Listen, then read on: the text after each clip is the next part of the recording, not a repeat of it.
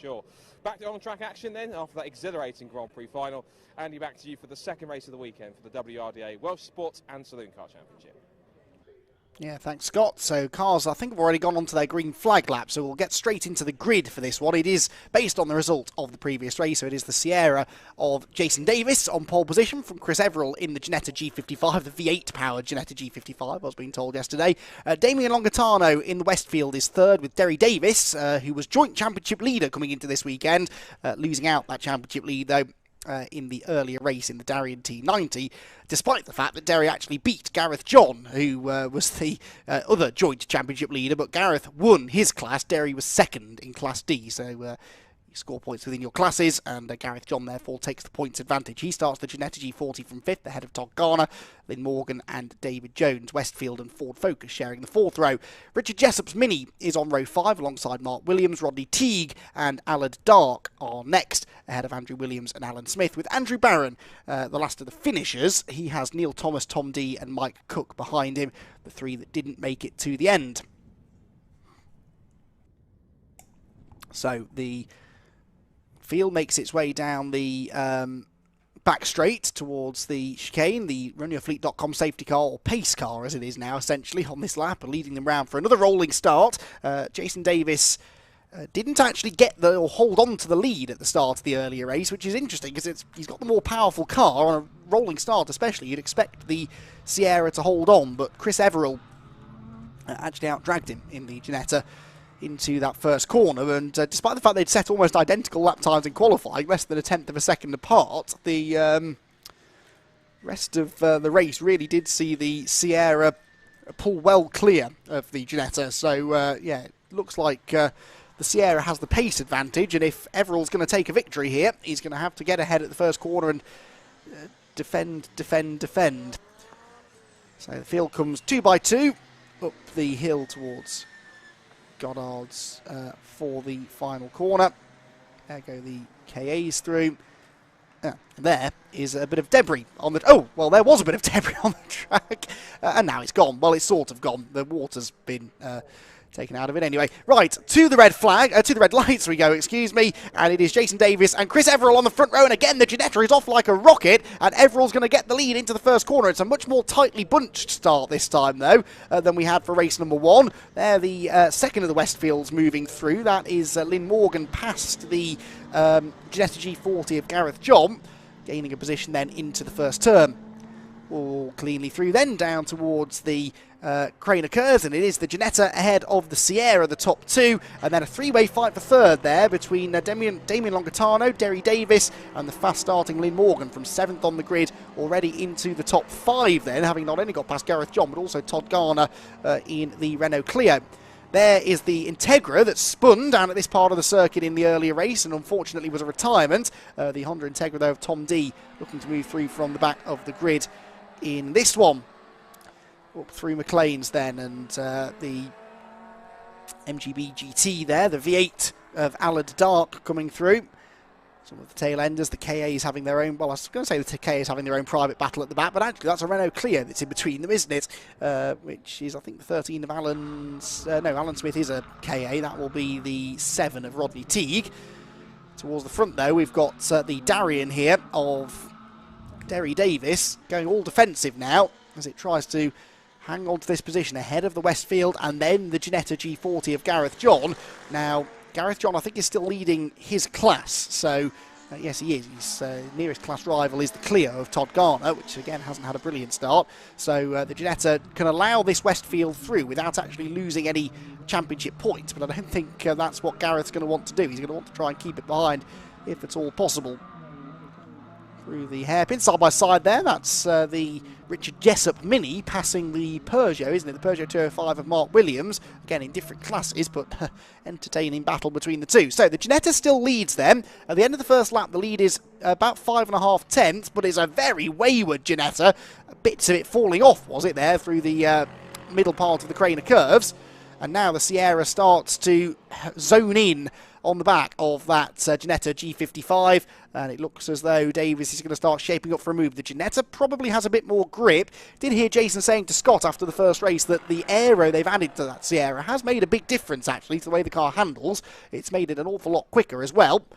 And he is going to try and use that now to overcome what in theory should be the grippier of the two cars, the Ginetta. But the Sierra with that little bit of extra straight line speed. Not a huge amount to choose between them there, though. Down into the chicane. Oh, and the Ginetta goes straight on. Oh, Everall throws it away in the end with a mistake going into the left-right complex. So Chris Everall then is unfortunately going to lose the lead to Jason Davis. And it was, I'm not going to call that an unforced error because he was certainly feeding the heat from the Sierra. But now I think that the Sierra will probably vanish on up the road. So Jason Davis then gets back into the lead. He won the first race, having taken the lead at this sort of point of the race, and eventually pulled away to win by nearly 9 seconds. There goes Everall in second in the Ginetta. And in the background, good battle there going into the chicane. That's the Clio and the MG changing positions. Andrew Williams in the MG ZR losing out there to the Renault Clio of Rodney Teague. Across the line comes the Westfield there of Damien Longatano, the Darien next, and then the Westfield and the Ginetta towards us. That is Lynn Morgan with Gareth John behind. The Westfield again quicker in a straight line, but the Ginetta probably better through the high-speed corners. Fascinating stuff. Then the Clio comes through of Todd Garner. Focus that he had a good battle with in the earlier race is David Jones. And then Jessup really pulling clear now of the Peugeot of Mark Williams. Then another one of the Clios. In fact, that is the number 7 Clio. That's Rodney Teague. So it was another Clio then, I think, was it, that saw running side by side with the ZR earlier on. Rodney Teague turns into the Redgate corner with no MG ZR in sight. There is an MGB there, though, the V8 NGB of Alad Dark. And the Honda Integra of the recovering Tom D should be quicker than these two, because he was running well and truly inside the top 10 at the time of his off and spin in the previous race. So towards the far end of the track they go. 2.2 seconds, incidentally, is the lead now for Jason Davis. 38.862. The MG and the Integra side by side, and the Integra just goes right round the outside. That was a really nice bit of driving that from Tom D, and it puts him into 12th place now. His next class rival, though, is the Darien, actually, of Derry Davis. So strange to think that those two would be in the same class, but they are. I'm not convinced they're going to get together on track, given the fact that Darien is all the way up there in 4th position, and actually only a second behind Longatano's Westfield. So you've got one Westfield busy defending 3rd place, and now another Westfield here defending 5th, with the Ginetta G40 of Gareth John right behind him. But Gareth's going to have a tough job passing the Darien, I think, because the Darien has that edge in a straight line. It means by the time they get to Redgate Corner, Gareth just isn't close enough to make the overtake. So Westfield will be a tough car to negotiate, I think. And through the Craners again, you can see the way the Ginetta closes in actually through these high-speed corners. But then as soon as they get to a flat-out section here, the Westfield's going to get away, I think. Although Gareth John actually does have a really good run there through Starkeys. Is he close enough to have a go at McLean's? He's trying to get a bit of a slipstream maybe. Looks to the inside line, but the Westfield has it. And now we're into that part of the circuit that is a bit more about straight line speed. And that should suit the Westfield a bit more, although Garrett's going to go up the inside at Coppice, so never mind, he gets the move done. But the Westfield with the wider line through Coppice corner may have the exit speed. No, the Ginetta stays ahead. You feel that if Gareth can stay ahead down the straight, he might be able to then start to get his head down and pull away. He's going to have to be super late on the brakes into the chicane, though, because Lynn Morgan is looking up the inside. But now Gareth does build a bit of a margin, and looks a little bit more secure in that 5th position. So Gareth John back into P5. These two running in different classes, so points-wise it makes no difference to Gareth. He's still on course for a class win. He's still on course, therefore, to actually extend the championship lead over Derry Davis. Down through the Goddard's hairpin then onto the main straight. Looks like in the background the Ford Focus was losing ground. I think that was maybe a problem developing for David Jones, as here, look, Lynn Morgan goes back up the inside of Gareth John, so takes the place back again. And Gareth John then down to 6th, just as quickly as he'd taken that 5th place. He drops back down into 6th position once more. Through the hairpin come the Peugeot and the Clio, but yeah, I think behind them... Oh, well, the Peugeot slows now. So there's a problem there for the number 180 car of Mark Williams. And so he's going to be heading for the pit lane. But behind them all, the Ford Focus of Jones has had a really, really slow lap here. And I think we're going to have a couple of cars heading for the pit lane this time. The Peugeot might not even get there. That has broken completely, hasn't it? Oh, there's a back entrance into the pit lane that it could possibly use, or maybe just park up in. So MGB versus Renault Clio now is the battle to watch. The V8 powered MGB and the not V8 powered Renault Clio running again in different classes, but the Renault Clio a lot of fun to drive, I'm sure, but he'll just be waving the MG goodbye as they go through some of the quicker parts of the track again. Bit of smoke though, maybe there, just coming from the Allard Dark car, so is that something to be concerned about? I do hope not. Novice Cross there on the back of Allard's car as well, so a relative newcomer to racing. Not a bad car to go racing in for first time, is it? V8 powered MGB GT. So we're through McLean's to go. 6 minutes still remaining. The leader is still Jason Davis. He just did another fastest lap, a 1:38.008. His fastest lap in the earlier race was a 39.0, so he's found a full second compared to what he was doing in the previous race. And actually, in fairness, Chris Everall's done a 38.7 as well. Everall's best lap was a 41.2, so Everall getting a lot quicker. But of course, Donington Park, a track that a lot of these drivers will not get to that often. This is the Welsh Sports and Saloon Championship. Most of these drivers based over in Wales. Donington Park, not a million miles away, especially if you live in North Wales. You can get there in an hour or so. But they probably don't have much reason to come and race over here at Donington. So the more track time they get this weekend, the quicker and the more confident they're getting. And Jason Davis just winding his way past some of these back markers, definitely increasing in confidence. A 38.8 is a very, very reasonable time. Marshall there just having a chat to the Mark Williams there. Peugeot expired coming out of the Melbourne hairpin a lap ago. Jason Davis, 5 minutes left on the clock. You can see his pursuer in the background there, the Ginetta. 5.2 seconds back. That time actually the Ginetta was fractionally quicker, but of course that's because Davis was weaving the Sierra through the traffic. Oh, that's Tom D off. He's not getting on with the old hairpin, is he? Because Tom's been off twice at that corner now. Went off at in the first race of the old hairpin on the outside, and this time he's exploring the inside. Hadn't seen that bit of the Donington Park scenery yet, so he decided to go and have a look. Not a nice place to spin though through the craners and the old hairpin. Joins just in front of the leaders. There's the Ginetta. And Chris Everall will very shortly have that Honda Integra to overtake.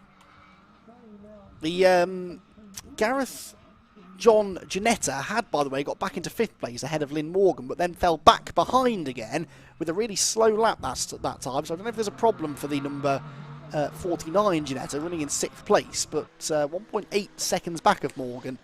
So lost the place and lost a big chunk of time with it. So that would be potential drama for the championship leader if there is an issue. See if we can find them. They'll be somewhere towards the Craner curves, I'd imagine, at this point. Leader Davis, though, moves through the final corner. He's lapped Tom D's Integra now, 3.5 minutes still to go. And out across the start-finish line he goes. So leader down to Redgate corner. Everall comes through second. Longitano is still third, and having had a little bit of early pressure from Derry Davis, has now very much shaken off the Darien. There in the background, just coming out of Coppers, is that battle I wanted to see, the Westfield and the Ginetta. So the Ginetta is fine. I think Gareth John must have just had a moment on the previous lap. So Gareth John is right back on the tail of Lynn Morgan, having been 1.8 seconds back at the start of the lap. That's been one of the races of the battles of the race, hasn't it, really?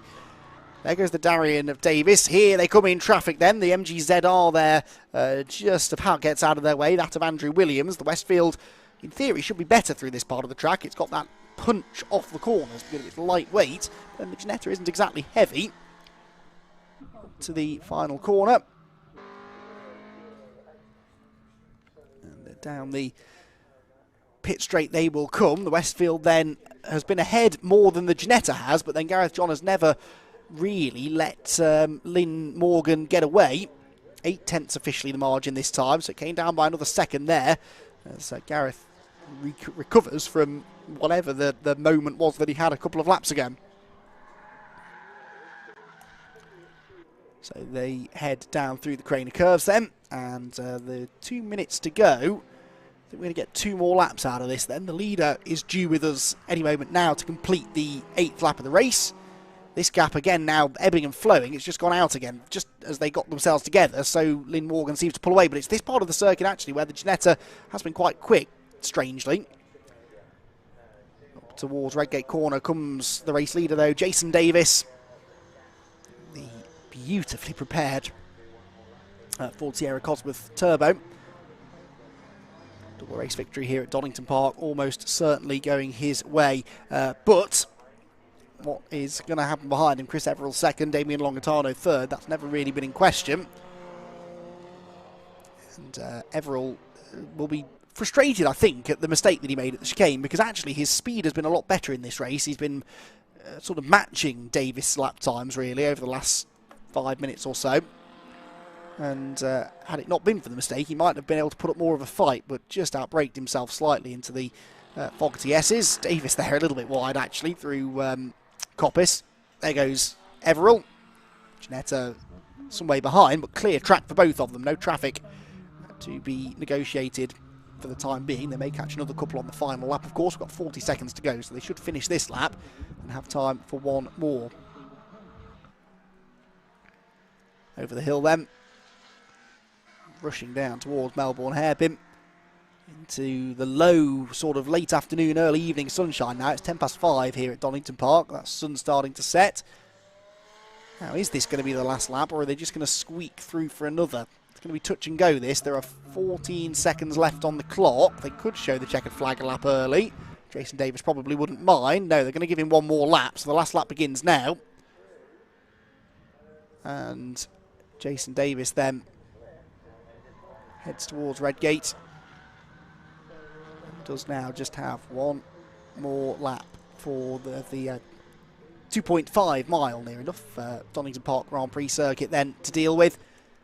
6.5 seconds is cushioned back to Everell in second position. Still had no change between that Westfield and Ginetta battle. Lynn Morgan still ahead of Gareth John. That really was the only other position that was particularly likely to change, actually, at this point. They were 8/10 of a second apart for the last couple of laps. We'll see what it is when they come through to start their final lap in a moment or two. A lap about to be put on Todd Garner in the Renault Clio. Running all on his own, actually, in this race. Todd Garner in 7th place overall, but 2nd place in his class. He's actually running in the same class as Gareth John in the Ginetta, so he was the only man really likely to take any points away from Gareth this weekend, and it's not going to happen. The Ginetta G40, regardless of whether it beats the Westfield of Lynn Morgan, will still take a class victory and further extend the championship lead. Jason Davis, though, down the hill towards the hairpin at Melbourne. He is going to be a double race winner here then in the Welsh Sports and Saloons Championship here at Donington Park. And they'll have their final round at Pembrey later on in the year. And we'll watch with interest to see whether or not the Gareth John Ginetta is able to come home a champion. But Jason Davis definitely comes home a race winner here. 2 wins from 2 at Donington Park for the Sierra, which coasts across the line to win for the 2nd time here at Donington Park. 2nd place goes to Chris Everell, and Everell in the end 4.9 seconds back at the end of the race. And then we wait for Damien Longatano's Westfield, which still hasn't emerged from the last corner. That's the MGZR of Andrew Williams, 13th in the last race, 13th in this one. There's Longatano. That's Richard Jessup, whose car is not the fastest on track, but it's certainly the one that gets driven the hardest, I think, up on 3 wheels for most corners. There is Longatano in P3.